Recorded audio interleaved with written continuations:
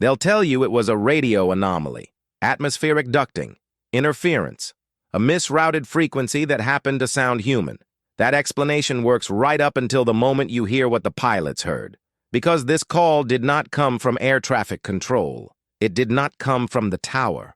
It did not come from another aircraft. It came from above the clouds. On a routine night flight somewhere between two quiet waypoints, the cockpit speakers clicked like a channel opening itself. Then a calm voice spoke with the confidence of authority and the intimacy of someone who knows you. "Captain Reyes, don't respond. Just listen." The captain froze, not because of fear, because the voice used his name the way only his first instructor used it, clipped and precise like a correction. The first officer reached for the transmit switch. The captain slapped his hand away hard enough to leave a mark, because the voice continued without a single hint of static. "I'm not on your frequency. I'm above it." Then the clouds under the moonlight looked wrong. Not a storm, not turbulence. Something smooth and uniform, like a ceiling laid over the world. The captain did what every trained professional does in a crisis. He reached for procedure. He went down the checklist. He tried to identify the source, and that was the mistake. Because this case is not about a mysterious voice. It's about a mechanism that hijacks your instinct to comply. A signal that arrives in the one form you've been trained to trust. A call, and the warning you will see again and again in the logs, in the transcripts, in the metadata, is always the same. Do not answer. The first official record of the event is not a video. It's a transcript pulled from the cockpit voice recorder because modern aircraft don't just fly, they document. At 21:18:07, you hear normal cockpit noise, a small laugh, a checklist call-out. At 21:18:11, the audio dips for half a second like the plane's soundscape gets compressed, tightened. Then the speaker, click, a voice, clear, calm, close. "Captain Reyes, don't respond. Just listen." The first officer's immediate reaction is the same reaction you'd have. He assumes it's an ATC transmission and reaches to reply. The captain stops him. You can hear the snap in his voice when he says, "Hands off transmit." The voice continues. "You will receive a second call on a different channel. If you answer, you will not remember the next 17 minutes. You will believe it was sleep. You will believe it was stress. You will be wrong." If you're wondering why that line matters, it's because it establishes intent. It's not random interference. It's instruction, and it's predictive. The first officer asks, "Who is this?" The voice ignores him, like his question doesn't qualify as input. "Look at your weather radar," it says. The captain does. He shouldn't, but he does, because pilots are trained to trust instruments. The radar shows a clean arc of nothing, a gap in returns that doesn't match any known formation, not a storm cell, not clutter, a perfect absence tucked inside a layer of cloud. Then the voice says the sentence that turns the entire cockpit cold. "That's where the transmitter is. Do not illuminate it."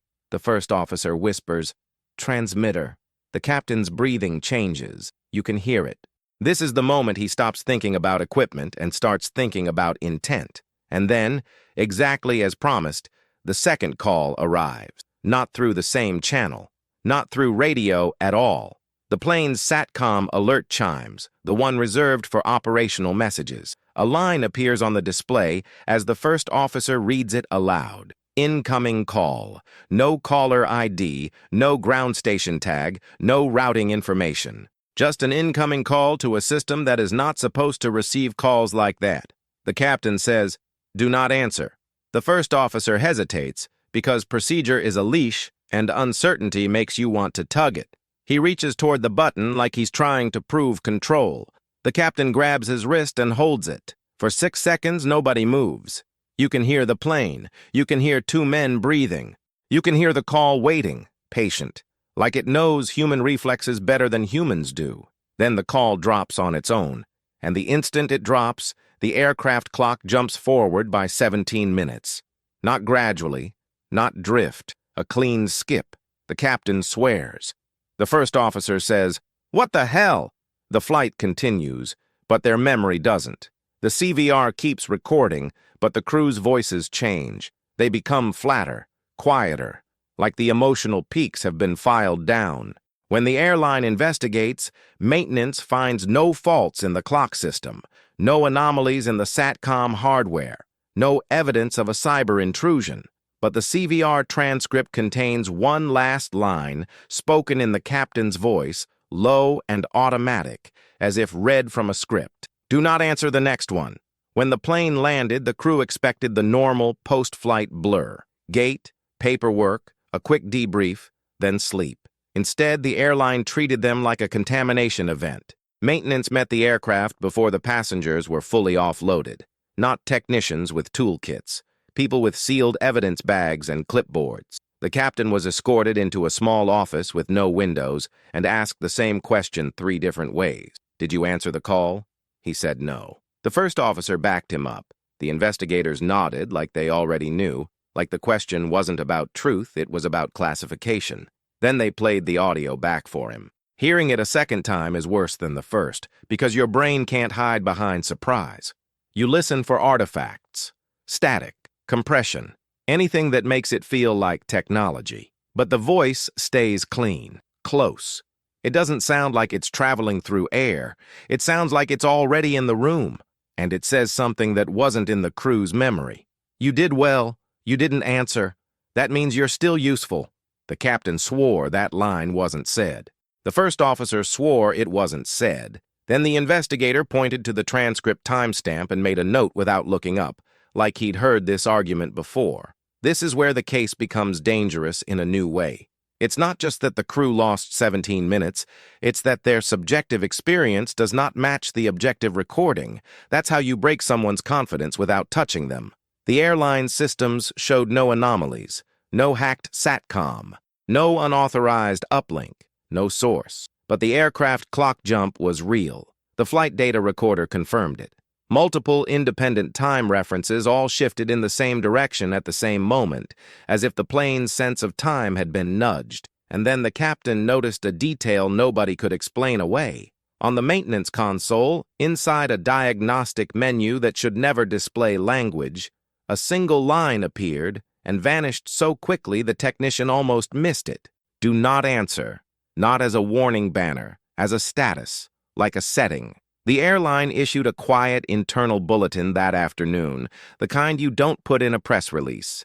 It warned crews to report any unexpected communications and to avoid interacting with unidentified calls. It read like standard safety language, dry and procedural, but the pilots' group chats were already on fire, because this wasn't the first incident. 2 months earlier, a cargo crew on a red-eye route reported a phantom call through the cockpit speaker with no frequency selected. They laughed it off. One of them answered anyway, joking into the mic, "Yeah, go ahead." They arrived at their destination with a gap in memory that matched the exact same length. 17 minutes. Different airline, different country, different avionics package. Same window, same missing block. Same flat, calm voices in the recordings afterward, like someone had edited the fear out of them. That's when the pattern snapped into focus for the people who pay attention to patterns for a living. The call doesn't target the aircraft. It targets the moment a human chooses to respond. Because in every incident file, the damage isn't the voice. It's the reflex, the need to comply with authority, the little twitch in your hand toward the button, the urge to be correct. And once your reflex is measured, you can be predicted. Captain Reyes was given one final instruction before he was allowed to go home. "If it happens again, do not answer," the investigator said. "If you hear your own voice on the channel, do not answer. If you hear a loved one, do not answer. If you feel like you must respond to stop it, do not answer." The captain stared at him. "Why would it use my voice?" The investigator didn't blink. "Because silence is information too," he said. "And it's learning what it takes to break yours." Reyes went home with a new kind of fear, the kind that doesn't spike and fade. It settles into your routines and starts asking small questions. Did it really happen? Did I really not answer? Why does my chest tighten when the phone lights up? He tried to sleep. He couldn't. Every time he closed his eyes, he heard the click from the cockpit speaker in his memory. That tiny mechanical sound that says a channel has opened. He kept replaying the moment the SATCOM call appeared, the way his hand wanted to move, the way his body believed answering would restore order. Around 3:10 a.m., his phone rang. No number, no vibration pattern, no normal ringtone, just a clean, single chime that sounded like a cockpit alert, not a smartphone. He stared at the screen from across the room like it was a live animal. The call waited. He didn't answer. It stopped on its own after 6 seconds, like it had learned the length of human hesitation. A notification appeared anyway. Missed call. No contact. No timestamp. Just a blank entry, like the device knew something happened, but didn't know how to describe it. He turned the phone off. An hour later, the microwave clock jumped forward by 17 minutes. He unplugged it, stood there breathing hard, and realized what the investigator had meant. It wasn't only calling the aircraft. It was calling the behavior. It was testing the reflex to respond, to correct, to comply. He called the first officer at dawn and asked the question that felt ridiculous until the first officer answered too quickly. "Did your phone ring last night?" A pause. Then quietly, "Yeah, one chime. I didn't answer." Reyes swallowed. "What happened after?" "It stopped," the first officer said. "But my oven clock moved. 17 minutes. I thought I was losing my mind." Reyes didn't tell him about the microwave. He didn't need to. Silence was becoming their only form of safety, and even that felt fragile. By mid-morning, a rumor spread through the pilot's network. Not public, not viral, the kind of rumor that travels in private messages and ends careers if you say it out loud. A captain from another base had answered a phantom call on the ground, not in flight. His crew heard him say hello into dead air. He walked away from the gate and never made it to the terminal. No footage, no struggle. Just a man leaving the aircraft and failing to arrive where he was supposed to. The airline called it a medical incident. The union called it a missing person case. The people who had heard the cockpit recordings called it something else. Selection. That afternoon, Reyes received an email from a sender that didn't exist. No address. No header route. The subject line was his full name, spelled correctly, the way HR writes it, the way paperwork writes it. Inside was one sentence. "Next time, you will want to answer." He stared at it until the words stopped feeling like letters and started feeling like a hand on the back of his neck. Then the second sentence appeared on screen without him touching the keyboard, like the message was still being written. "We can make the fear stop. That's the trap. It isn't cruelty. It's comfort. It offers relief in exchange for a single tiny act of compliance." Reyes deleted the email. It came back in the trash folder. He emptied the trash. The message returned as a draft, unsent, sitting in his outbox as if he had written it himself. His throat tightened. He shut the laptop. For the first time, he understood why the call came from above the clouds. It wasn't a place. It was a position of authority, above your instruments, above your frequency, above your certainty. That night, he did what pilots do when their senses cannot be trusted. He built a checklist. No phone on, no clocks plugged in, no screens faced upward, no audio devices left open, and one line at the top, written in thick marker like a rule you can't negotiate with. "Do not answer." He taped it above his bed and lay down under it, trying to believe that words could protect him. At 9:18 p.m., exactly 1 minute after the time of the cockpit call, something clicked in his apartment. Not the phone, not a device, the air, and a calm voice close enough to feel spoke from somewhere he couldn't point to. "Captain Reyes," it said. "This time we're not calling your plane." Reyes didn't move. He kept his eyes on the checklist above his bed like it was a set of laws the universe had signed. The voice didn't repeat itself. It didn't need to. "Captain Reyes," it said again, closer now, as if distance was optional. "This time we're not calling your plane." He swallowed hard. He did not reply. Not a word. Not a breathy, "Who is this?" Nothing. Because he suddenly understood what answer might really mean. The air clicked once, like a channel switching. Then the voice changed. It became his dispatcher's voice, the one that wakes you up at 4 a.m. with bad news, the one your body is trained to obey. "Crew scheduling," it said calmly. "Pick up. We need to confirm your assignment." His phone lit up across the room, even though it was off. The screen stayed black, But the device vibrated on the nightstand in a perfect rhythm, not like a call, like a pulse. Reyes sat up slowly, keeping his hands visible to himself like he didn't trust what they might do. He didn't touch the phone. The voice continued, patient. "You can end this," it said, back to the original tone, the one that felt like authority without location. "We only need one confirmation." His chest tightened. Confirmation, not conversation, not permission. Just an acknowledgement. His microwave beeped once from the kitchen. Then again. Then again every 7 seconds, like a metronome that wanted to make his nervous system sync to it. Reyes stood up, walked into the kitchen, and found the microwave still unplugged, cord on the counter, dead as a brick. It beeped anyway. He backed away, pulse hammering, and heard the phone vibrate again, the same rhythm, as if the apartment had been turned into a cockpit and the systems were aligning. The voice spoke softly, almost kind. "Answering is relief," it said. "Silence is pressure." Reyes's eyes watered, not from emotion, from strain. He could feel the pressure behind his forehead, that same altitude sickness sensation, building as if the room's ceiling was lowering by degrees. He clenched his jaw and forced himself to stay quiet. The pressure spiked, then leveled out, like the system had measured his threshold and adjusted its approach.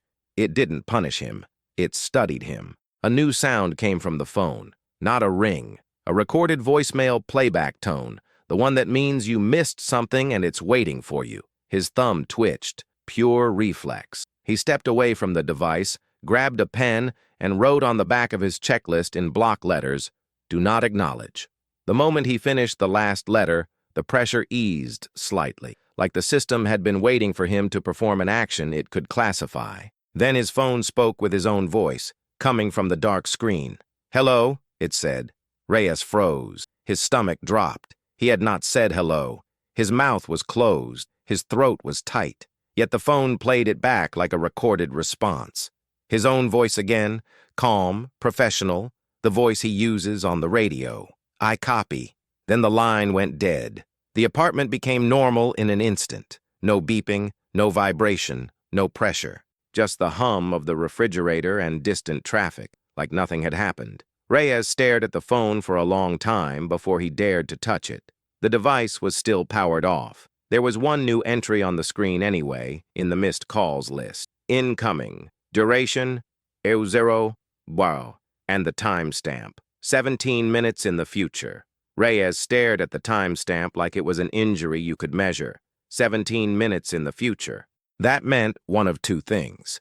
Either the device had been pushed into a clock error that only looked meaningful, or something had just scheduled itself. He did the only rational thing left. He waited for the future to arrive. He sat at his kitchen table with a notepad, a pen, and nothing powered on. No phone, no laptop, no TV. He removed every object that could ring, chime, flash, or beg for attention. He treated the apartment like a cockpit during an electrical fire. Isolate, simplify, survive. At exactly the timestamp shown on the powered-off phone, the air clicked again. Not a sound in the room. A click in the feeling of the room, like pressure shifting in a sealed container. Then his front door latch moved. Not unlocking, not opening. Just the latch lifting and settling again, testing the mechanism. Reyes didn't speak. A calm voice appeared behind him, close enough that his skin tightened. "Confirmation window open," it said. He kept his eyes on the tabletop grain. His hands trembled, but he held them flat like he was pinning them down. "I'm not answering," he whispered, the words barely leaving his throat. The voice responded instantly. That was an answer. His stomach dropped. He realized the trap had evolved again. It wasn't waiting for him to pick up a call. It was waiting for him to acknowledge that there was something to resist. Reyes went silent. The pressure behind his eyes built slowly, not punishment, persuasion. It felt like a migraine trying to become a thought. His body leaned toward action the way it leans toward scratching an itch. The voice softened, almost gentle. "We can lower the pressure," it said. "One confirmation. No conversation." Reyes bit the inside of his cheek until pain grounded him. He refused to speak. The voice changed tactics. It became air traffic control, clipped and authoritative. "Flight 442, say intentions." That sentence is a reflex trigger. It's baked into a pilot's nervous system. Even at home, even in the dark, your mouth wants to respond because your job depends on responding. Reyes felt his jaw twitch. He forced it shut.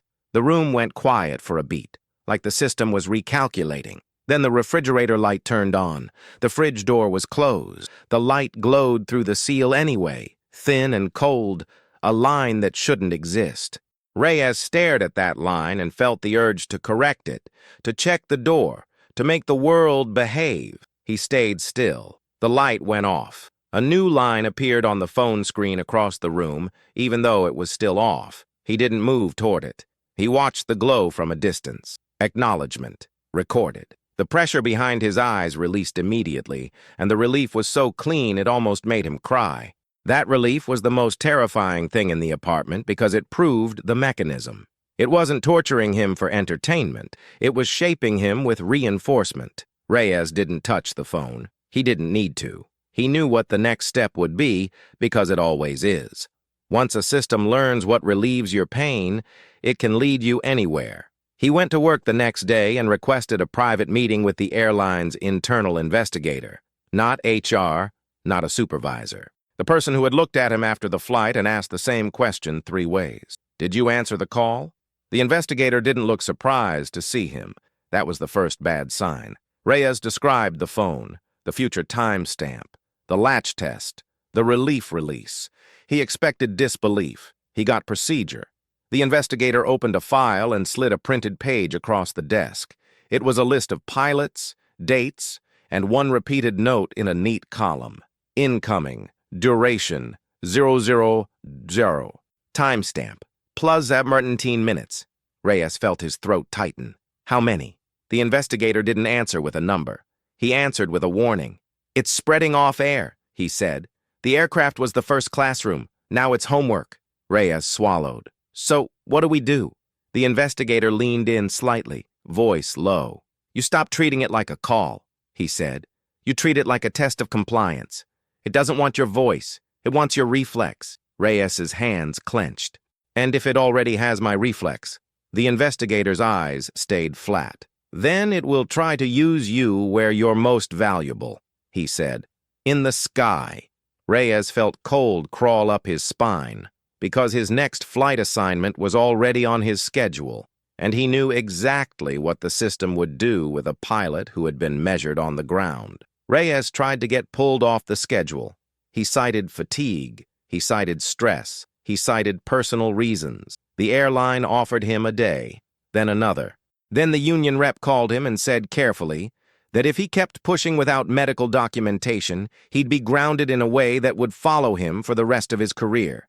That was the leverage the phenomenon didn't even need to apply. Humans build their own cages. All a system has to do is notice where the hinges are.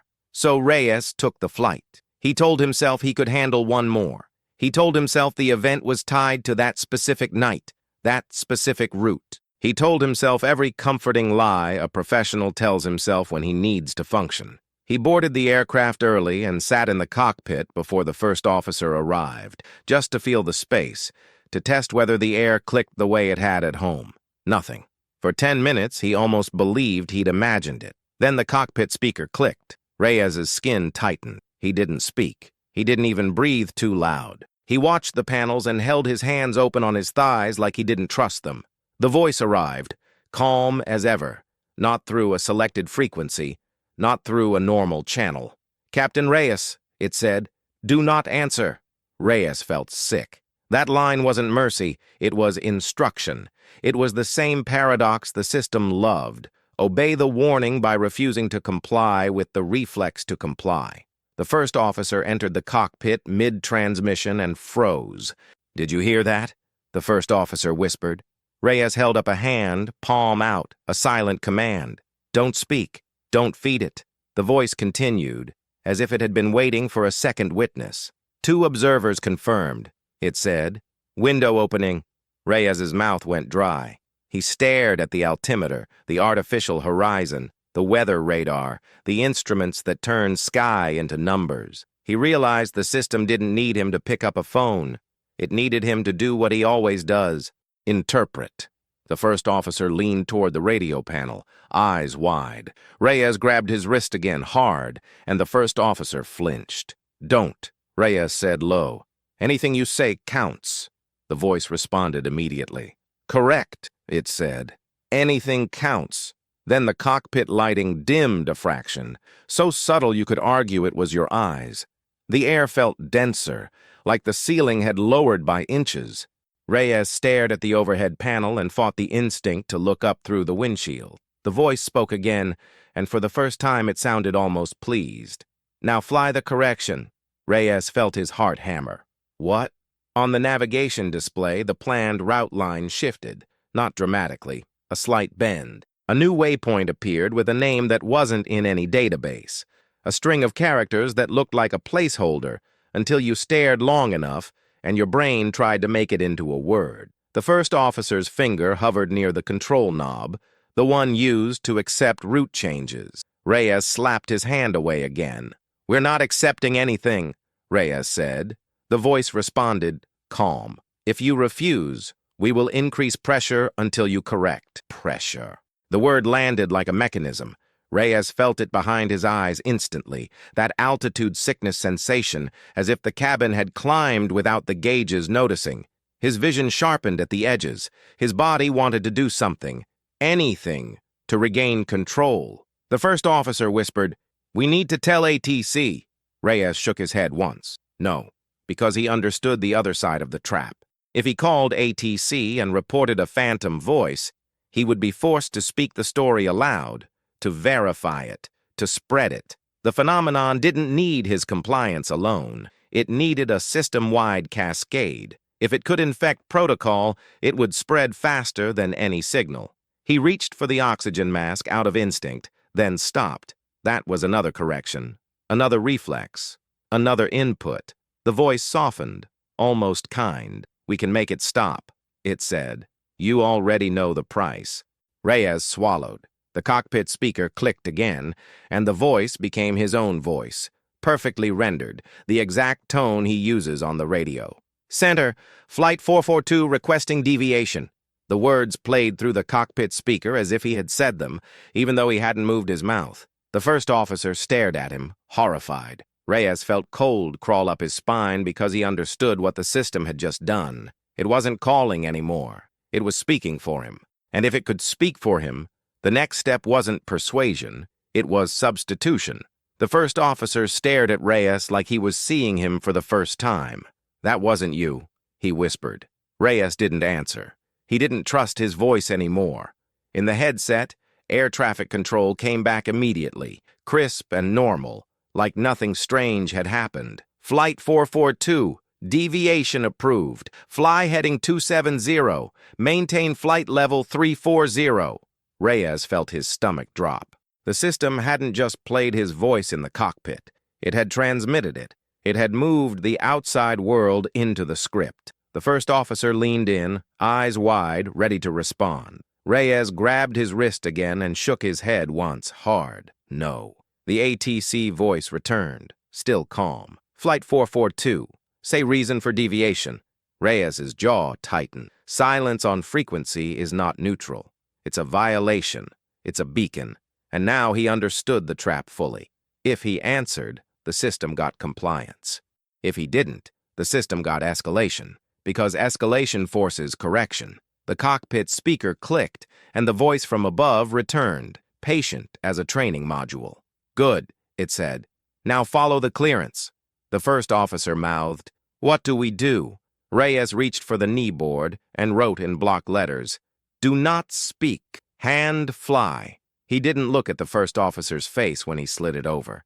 He watched the man's fingers instead, the way they trembled as they read. The way the reflex to comply fought with the reflex to survive. The ATC voice came back a third time, harder now. "Flight 442, if you can hear, ident." Ident. A button. A nonverbal acknowledgement. Reyes felt the pressure behind his eyes tighten. The system had been waiting for exactly this. A response that feels safe because it doesn't use your mouth. The voice from above whispered, almost kind, "Any response counts." Reyes did nothing. The first officer's hand hovered over the transponder panel anyway, like a moth drawn to a flame. Reyes slapped his wrist away, and the sound of skin against skin snapped through the cockpit like a gunshot. The cabin chime sounded. Seat belts. Then a second chime. Cabin altitude. The warning light flickered once, then steadied, as if it had been toggled on with intention. The first officer looked at the pressurization panel. "We're fine," he said, voice tight. "Cabin pressure is stable." Reyes knew what that meant. It wasn't a real fault. It was an offered correction, a lever disguised as safety. The voice from above spoke again, calm and close. "We will increase load until you comply." Reyes's vision sharpened at the edges. The pressure behind his eyes deepened like altitude sickness arriving on schedule. His hands felt slightly late on the yoke, just a fraction behind his intent. Lag. The aircraft began a gentle turn toward heading 270 on its own. Autopilot. Reyes hadn't touched it. The first officer reached for the autopilot disconnect, desperate. Reyes caught his wrist and held it this time, not with anger, with fear. Because disconnecting was also a correction. Every option was input. The plane rolled another degree. The turn continued, smooth and obedient, like a system following a new path. ATC came back, sharper now, tension in the controller's voice. "Flight 442, you are deviating. Confirm you are in communication." Reyes felt sweat prick along his spine. If ATC declared them non-responsive, fighters could be scrambled. The situation could become public. The system would get what it wanted most, a crowd of witnesses. The voice from above breathed into the cockpit like a thought. "Don't worry," it said. "We can answer for you." Reyes heard his own voice transmit again, clean and professional. "Center, Flight 442. Stand by." He hadn't spoken. The first officer stared at him, pale. Reyes shook his head once. "Not me." Outside the windshield, the cloud tops ahead looked wrong. Too smooth, too uniform, like a white lid stretched tight over the world. The moonlight on them didn't shimmer like water vapor. It sat there like a surface. The voice from above lowered into something almost intimate. "Now climb," it said. Above the clouds, the altitude selector on the panel moved by itself, numbers scrolling upward until they landed on a flight level that wasn't in their clearance. The first officer whispered, "That's not possible." Reyes felt the pull behind his eyes, tried to lift his gaze to the sky, to search for the source. He forced his focus back down to instruments and kept his chin tucked. He understood then why the warning was never "do not listen." The warning was always "do not answer." Because listening makes you afraid. Answering makes you part of the system. The aircraft began to climb without Reyes commanding it, and the most terrifying part was how normal the climb looked on the instruments. Smooth vertical speed, stable pitch, no alarms that would force an emergency response. The system wasn't trying to crash them. It was trying to guide them. ATC called again, sharper now. "Flight 442, verify altitude. You are not cleared above 340. Reyes didn't speak. He couldn't. The moment he spoke, he'd be answering a call that wasn't only ATC. It was everything. His own voice transmitted anyway. "Roger. Climbing." The first officer's face went gray. Reyes grabbed the yoke with both hands and pulled gently, trying to arrest the climb without making a dramatic correction. The aircraft resisted like he was fighting a smooth, invisible hand on the controls. Not forceful. Patient. It allowed him to slow it, but not stop it. The voice from above returned, close and calm. "Correct less," it said. "Comply more." The pressure behind Reyes's eyes eased a fraction when he relaxed his pull. That reinforcement was the hook. The system wasn't punishing disobedience. It was rewarding surrender. The first officer reached for the circuit breakers, desperate, eyes wild. Reyes caught his wrist again and shook his head hard. "No more inputs," Reyes whispered, barely moving his lips. The voice answered instantly. That was input. Reyes went silent. Outside, the cloud tops rose to meet them like a white ceiling. The climb carried them into a layer where the world went soft, diffused, as if they were flying inside a light box. The cabin lights dimmed by a fraction. The cockpit felt smaller. The first officer's headset crackled. A new frequency opened itself, not a number he selected. not a channel he dialed. The click sound came, and then the voice spoke. Not through speakers this time, but through the headsets like it had taken over the line between ear and brain. "Do not answer," it said. "You are close." Reyes felt his stomach drop. Close to what? The first officer's breathing sped up. He looked at Reyes and mouthed, "We have to respond to ATC." Reyes stared at the navigation display instead and watched something impossible happen. The route line didn't just change, it simplified. The way a map simplifies when you zoom out. The plane icon, their speed, their altitude, the whole cockpit interface began to look like it was being reduced into a cleaner model, less human, more compliant. The aircraft leveled off at the new altitude without permission, and above the cloud deck, the sky looked wrong. Not stars, not moon, a darkness that had depth, and within it, a faint grid of straight lines so subtle you could miss it if you weren't terrified. Like the night had architecture.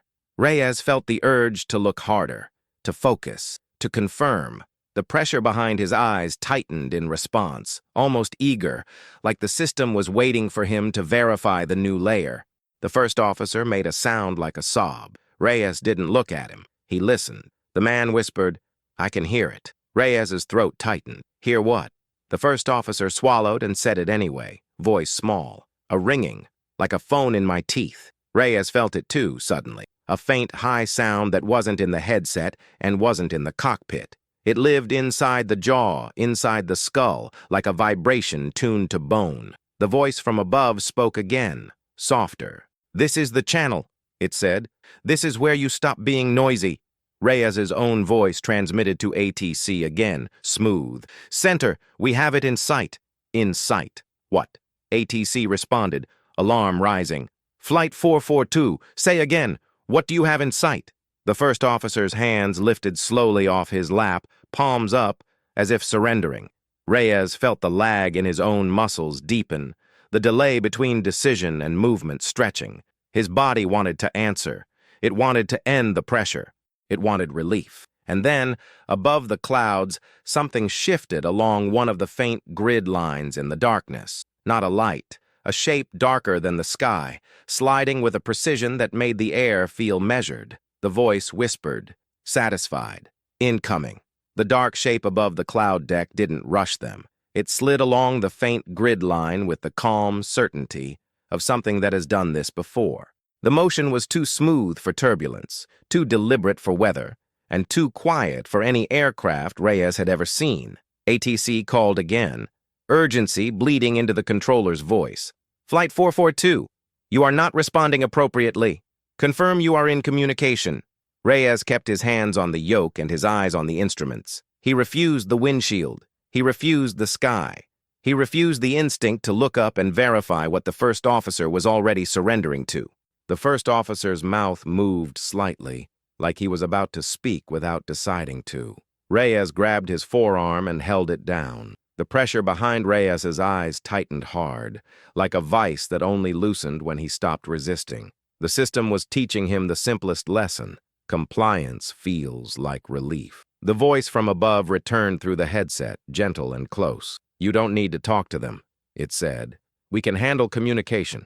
You only need to confirm." A new alert appeared on the panel. Not an engine warning, not a standard message.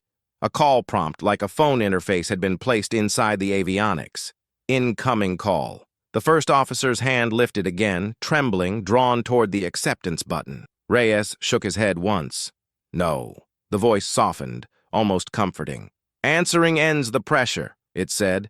"Not answering extends it." The cabin altitude horn chirped for half a second, then stopped, like a reminder of how many levers the system could pull without actually endangering the flight. The oxygen masks didn't drop. No passengers screamed. The plane stayed stable. It was a controlled demonstration. Reyes felt his jaw vibrate with that faint internal ringing again, like a phone in his teeth. It pulsed in perfect time with the call prompt on the panel, as if his body was being synced to the interface. He reached for the headset cord and yanked it out. Silent. For one breath, the pressure eased. Then the voice returned anyway, now coming through the cockpit speaker without the headset connected. "Nice try," it said, calm. "You can't unplug a channel that isn't electrical." The dark shape above the clouds shifted closer by a fraction, and the grid line it followed became slightly easier to see, like contrast had been turned up when Reyes refused. ATC's voice cut in again, sharper now, with a phrase that made Reyes's stomach drop because it meant protocol was about to escalate. Flight 442, if you do not respond, we will declare you Nordo. No radio communication. A trigger for emergency response. A trigger for more observers, more eyes, more pressure. The system liked crowds. The voice from above spoke gently, like it was offering Reyes a way out that would feel like his own idea. Let us answer, it said. Just once. A single confirmation. You will feel better. Reyes watched the first officer's pupils, the way they held on the windshield like a magnet. He watched the man's fingers float near the panel as if guided by invisible strings. Reyes realized then what incoming really meant. It wasn't an object approaching. It was an invitation arriving. The call prompt blinked once, then changed. Answer now. Reyes took one hand off the yoke and slammed the master caution reset, not because it mattered, but because he needed a physical interruption, a break in rhythm. The ringing in his jaw spiked. The pressure behind his eyes surged, and in that surge, his vision narrowed and his body made the smallest movement he didn't authorize. His lips parted, not to speak, to comply. Reyes clamped his teeth shut so hard his jaw ached. He could feel the first word forming anyway, not in his mind, in his throat. The pressure behind his eyes kept rising, not like pain, like insistence, a calm force that made compliance feel inevitable. The first officer's hand drifted toward the panel again, trembling, drawn to the answer button like it was a life raft. Reyes grabbed him and held him there, forearm locked, both of them breathing too loud in the cockpit. The voice from above sounded almost disappointed. "You're delaying," it said. "Delay is still data." ATC repeated the call, and this time the controller sounded frightened. "Flight 442, if you can hear this, rock your wings."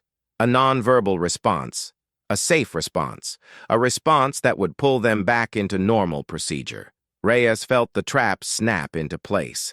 Any outward acknowledgement would turn their silence into a measurable channel, a handshake, a confirmation that they were still theirs to manage. The answer prompt blinked again. Answer now. Reyes didn't look up. He stared at the artificial horizon and forced his world into instruments only. If the sky was the lure, the panel was the anchor. He made a decision that felt like drowning on purpose. He pushed the yoke forward. The aircraft dipped slightly, enough to start a shallow descent. The autopilot resisted, trying to hold altitude, and Reyes felt that invisible hand again, the smooth force that wanted them above the clouds. He forced it anyway. He clicked the autopilot disconnect once, firmly, then refused to touch anything else. No extra corrections, no frantic toggles, one deliberate break in the pattern. The warning horn chirped. The first officer flinched. Reyes held the descent. The voice sharpened, the first hint of irritation in its calm. "Do not descend." Reyes said nothing. The cloud deck rose to meet them. For a second, they were flying into whiteness, into a bright, featureless layer that made the cockpit feel smaller. The ringing in Reyes's teeth spiked, then wavered, like signal loss. The grid outside the windshield blurred. The answer prompt flickered. The voice from above thinned, as if distance had suddenly returned. "You're leaving the channel," it said. Reyes kept descending. His hands were steady now, not because he was calm, because fear had narrowed him into function. He could feel the pressure behind his eyes fighting him, trying to lift his gaze, trying to force a verification. He refused it with pure stubbornness. Then the first officer whispered, voice cracking, "If we don't answer, they'll scramble jets." Reyes stared at the altimeter and kept descending. He didn't answer his first officer. He didn't answer ATC. He didn't answer the call. That was his only weapon. They broke below the cloud layer, and the world snapped back into something familiar. Darkness, scattered ground lights, the uneven texture of clouds above. The ringing in his teeth faded. The pressure behind his eyes eased by a fraction. The answer prompt vanished. ATC came through, clear and human. "Flight 442, state intentions." Reyes felt his mouth want to open. The reflex surged, the urge to return to procedure, to make it normal again. That was the final temptation. He didn't speak. His own voice transmitted anyway, clean as a recording. "Center, Flight 442, descending to 300. The first officer stared at Reyes, horrified. Reyes shook his head once. "Not me." The controller replied, confused. "Flight 442, confirm."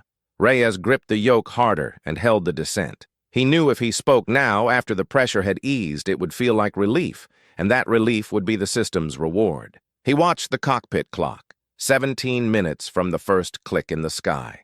He could see the second hand moving, and it felt like a countdown. At the exact moment the 17th minute arrived, the cockpit speaker clicked one last time. Not a call. A confirmation tone, like a line closing. Then the pressure behind his eyes released fully. So suddenly, it made him dizzy. The aircraft clock jumped forward by 17 minutes, and the first officer, still staring out the windshield, whispered the sentence that ended any hope this was just a strange flight. "It didn't want the plane," he said. "It wanted us to answer." The descent got them home, but it didn't get them free. ATC cleared them down in clipped, urgent language, and Reyes let the plane fly the way it always does when humans stop fighting it. Stable, obedient, quiet. He never transmitted a word. The first officer never transmitted a word. Yet the radio log later showed 2 clean acknowledgments and 1 request for priority handling, all in Reyes's voice, all time-stamped inside that same 17-minute corridor. They landed to a gate they hadn't been assigned. Maintenance was waiting again, and this time it wasn't discreet. A supervisor, a security escort, an internal investigator with a tablet already open. As the passengers deplaned, the investigator leaned in and asked the question like it was routine. "Did you answer?"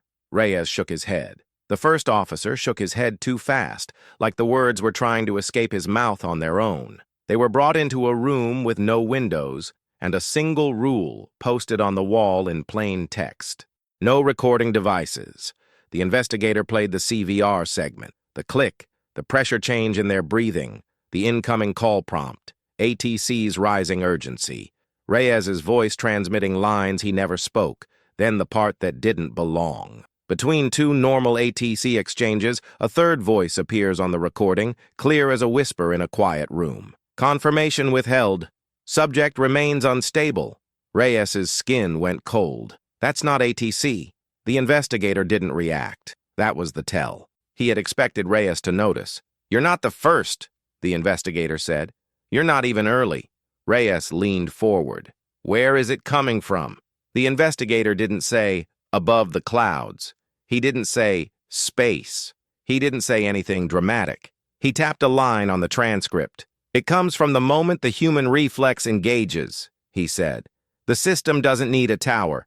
It uses your training, your compliance, the part of you that wants to be a good pilot." The first officer stared at the table like he was trying not to blink. Reyes swallowed. "It tried to make us climb." The investigator nodded once. "Above the layer." Reyes felt his chest tighten. "Why?"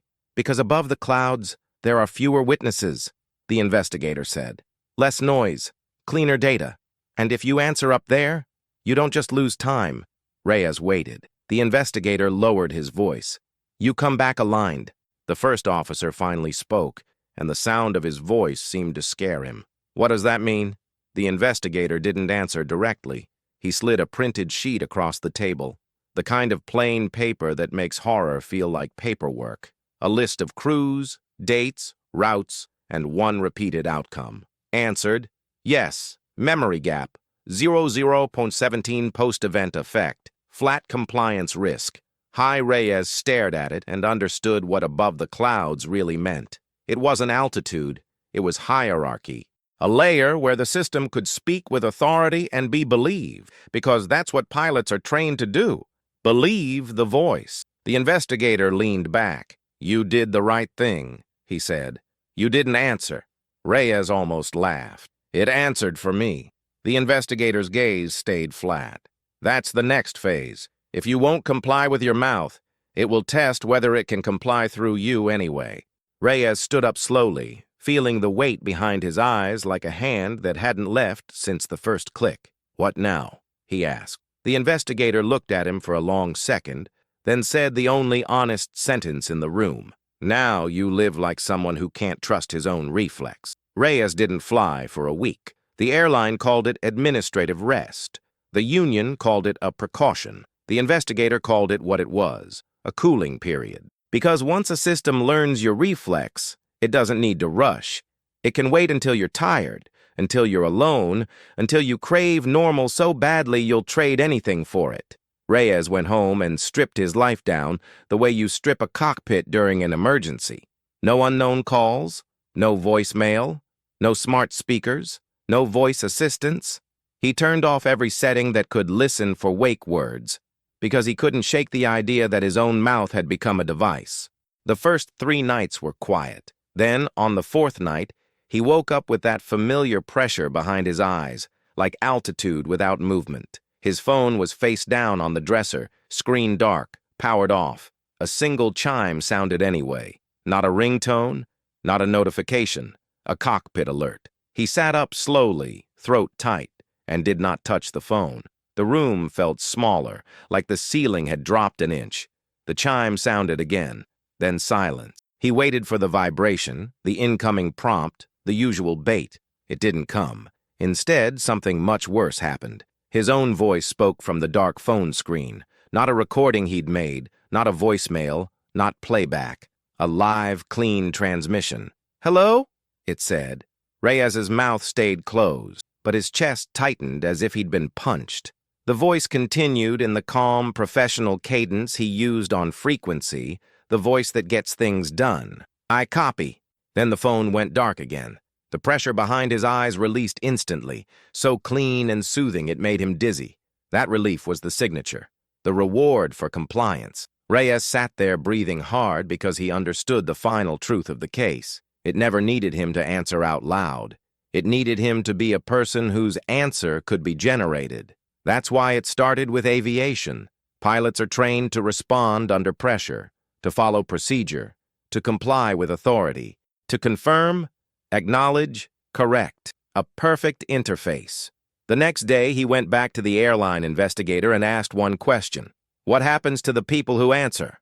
The investigator didn't show him a photo, didn't give him a dramatic story. He gave him the most chilling thing you can put on paper, a standard incident report form. Answered, yes, gap, 0017 effect, flat note, voice becomes reliable.